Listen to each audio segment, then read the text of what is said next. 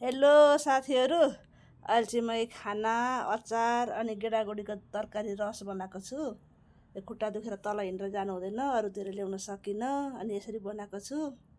चाहिँ म खाना लाएँ। अब सुरु गरेँ ल साथीहरू खाना।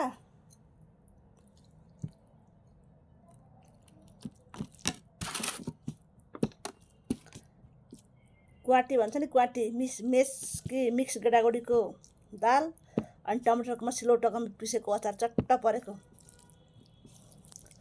ओह,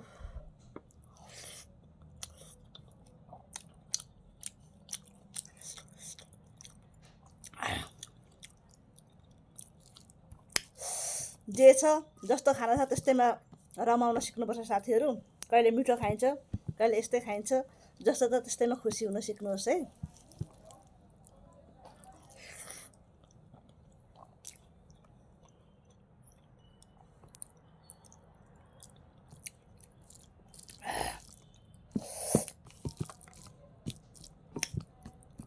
एकदम मिठो छ।